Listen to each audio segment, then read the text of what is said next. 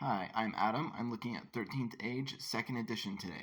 This is an ongoing video series about finding my next favorite tabletop role-playing game. Each video I look at a new game and determine if it meets my criteria.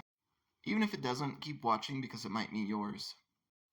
I'm taking a quick break from promoting my own tabletop role-playing game, Playing God, which is live on BackerKit right now, and after 48 hours is almost at 50% funded. So, 13th Age. The first edition, was published in 2013, and they are just gearing up for their Kickstarter campaign, which comes out in just a few days for their second edition. For their second edition, they are promising exciting battles, revitalized monsters, epic stories, dramatic role-playing, collaborative world-building, 2 books, and backward compatibility with their first edition. This is a D20 system, meaning you generally roll a 20-sided die, and they are marketing themselves as the cool parts only. I guess they're trying to remove some of the things that people find boring or difficult. So they've toned down distance and movement rolls. By that I mean you move relative to enemies and each other, not relative to a grid. Combat promises to be more tactical with more dice rolls.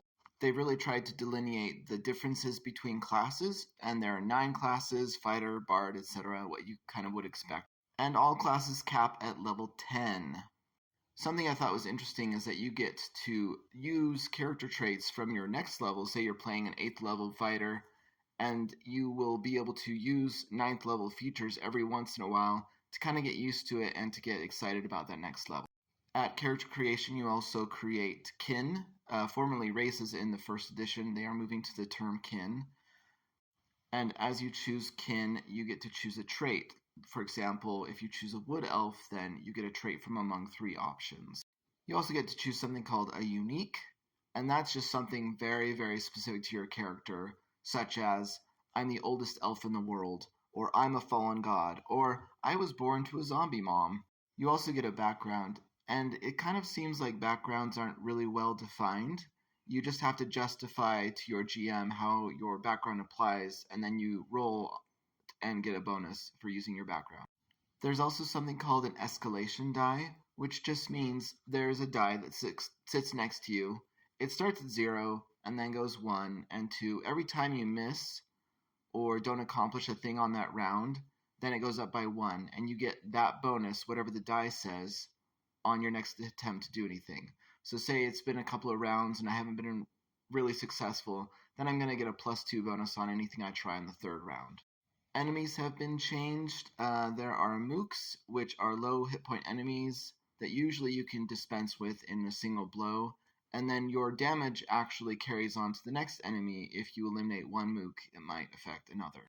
Instead of recharge abilities like in D&D 5th edition, enemies have something called a triggered attack, which just means that there are certain scenarios or triggers that would cause this attack to come into effect. Like being bloodied is one of them, but there are many in this game.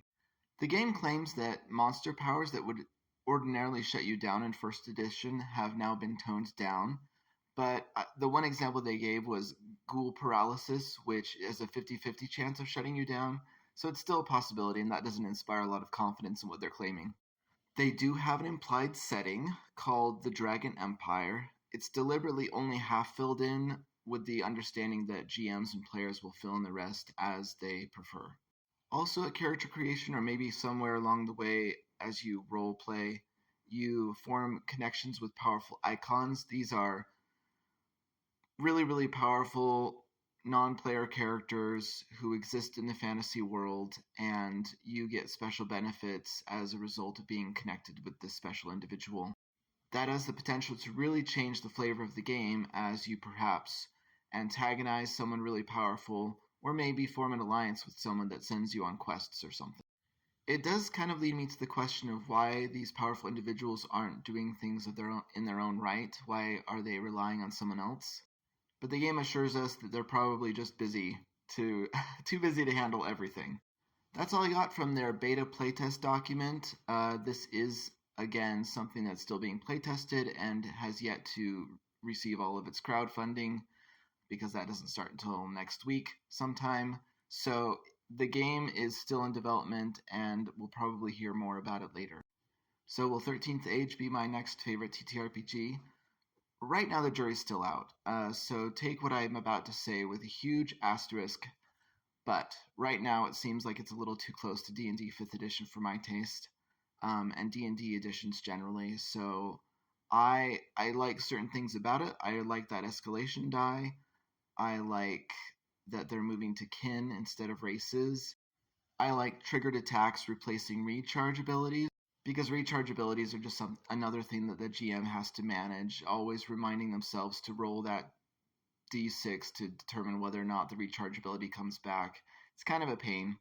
And a triggered attack just seems more like, does it qualify to do this attack? Yes, it does. So I'm going to. So while this is an improvement on games I've seen in the past in some respects, I don't think it goes far enough for me, but it might for you. Check it out. The playtest document you can download for free with just giving them your email address, and that's on their pelgranepress.com website. But for now, I'm going to keep looking for my next favorite tabletop role playing game.